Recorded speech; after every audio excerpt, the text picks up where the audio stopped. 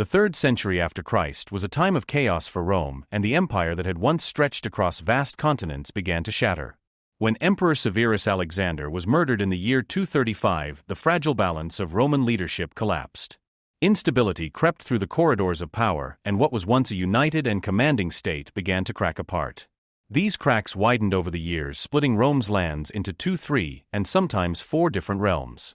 Out of this confusion would eventually arise the 2 great halves that history remembers: the Western Roman Empire and the Eastern Roman Empire, better known to us as Byzantium.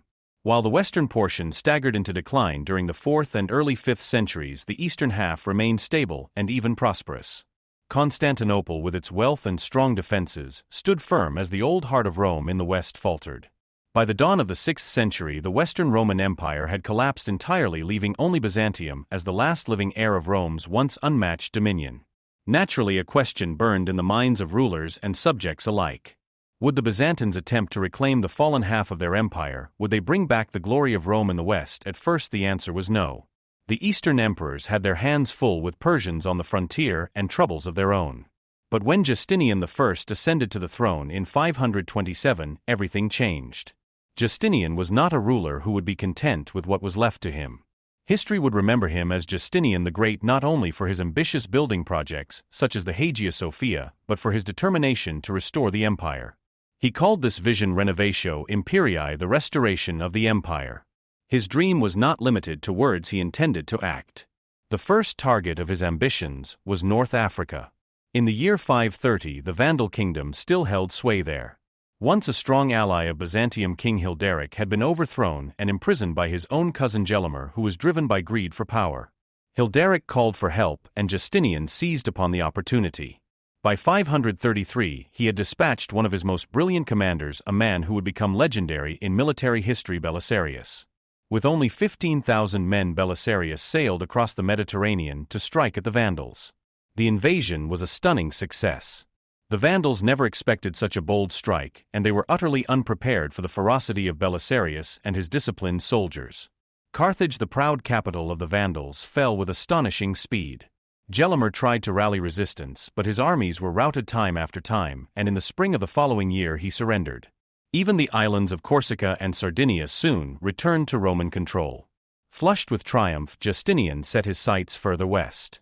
Italy, once the beating heart of the Roman world, was now ruled by the Ostrogoths. To Justinian, it was unthinkable that Rome, the eternal city, should lie in the hands of barbarians. Once again, Belisarius was tasked with the campaign. He moved first to Sicily, which welcomed the Byzantines readily. The Sicilian cities remembered the old days of Roman rule, and many inhabitants longed for it once more. Resistance was minimal, and the island was retaken with ease. The Ostrogothic king sought to negotiate, hoping to maintain some degree of control. Yet Justinian and his generals would not be satisfied with half measures. They pushed forward.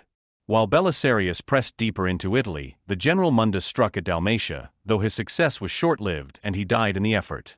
Another commander named Constantius took over, and by the summer he had secured the whole of Dalmatia for the empire. Meanwhile, Belisarius continued his march through Italy. City after city fell, beginning with Rhegium. His soldiers took what they pleased, and word of their plunder spread swiftly. By the time Belisarius reached Rome itself, its people knew resistance was futile. In December of 536, the Byzantines entered and claimed the Eternal City. The Ostrogoth king Theodahad was deposed for his weakness and replaced by Vitiges, who quickly prepared a counterattack. In the spring of 537, he marched on Rome and laid siege to the city. For an entire year the siege dragged on. Supplies dwindled and the citizens suffered, but Belisarius held firm behind the ancient walls. Relief finally came when reinforcements from Constantinople arrived, seizing towns and cutting the Goths off from the sea. By March of 538, Vitiges realized the struggle could not be won and lifted the siege, retreating north to the town of Ariminum. The Byzantines pressed on. At Ariminum, Belisarius was joined by another general, Narses, who had come with reinforcements. Initially, Belisarius hesitated to risk his army, but letters of desperation from the garrison convinced him. Together they divided their forces and surrounded Vitiges. The Ostrogoth king, seeing the net closing once again, abandoned his position and fled to Ravenna. The war raged on across Italy. City after city changed hands. The Byzantines took much of Aemilia and Umbria, while the Goths struck back at Mediolanum, where they massacred civilians in a brutal act that shocked even hardened warriors. This disaster revealed a dangerous problem within the Byzantine command structure. Rivalries and disputes among generals weakened the army. Justinian intervened and gave Belisarius full authority once more. The stage was set for the final showdown at Ravenna, the Gothic capital. But fate is never simple. As Belisarius prepared to tighten the noose, a new threat appeared. From beyond the Alps came King Theudebert of the Franks leading a massive host. Both Goths and Byzantines assumed he would join the Ostrogoths, but instead he turned on them, striking at Vitages on the banks of the Po River. The Goths were crushed, and the Byzantines, watching from across the river, were stunned. Attempting to seize the moment, they clashed with the Franks as well, but were beaten back. Then in a sudden twist, the Frankish army itself was decimated not by battle, but by a devastating outbreak of dysentery that scattered them. With this strange interlude over, Belisarius resumed his focus on Ravenna. Yet just as victory seemed certain, Justinian sent envoys offering the Goths a deal. If they surrendered, now Italy would be divided and shared between the two sides. Justinian was wary of the Persians and wanted to end the Italian war quickly. Belisarius was furious. So close to total victory, he refused to yield. The Goths themselves offered an even stranger proposal. They would make Belisarius emperor of the West if he turned against Justinian. Belisarius was no traitor. He accepted Ravenna's surrender, but did so in the name of Constantinople. He returned east expecting honor and gratitude, but found only suspicion. Justinian distrusted his famous general, fearing his popularity. Still, the empire had regained much of the lost West, and for a brief shining moment it seemed as though Rome might live again. Yet this triumph was fragile. The Byzantines failed to establish firm control in Italy. The Ostrogoths rose again, and when Belisarius returned to fight them, he was hamstrung by political intrigue and lack of support.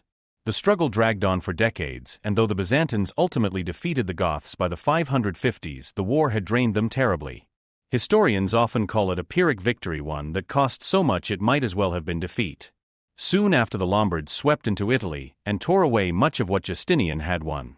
The dream of reunifying Rome died once more. Justinian had reclaimed lands and restored the name of empire, but he had not built a lasting foundation.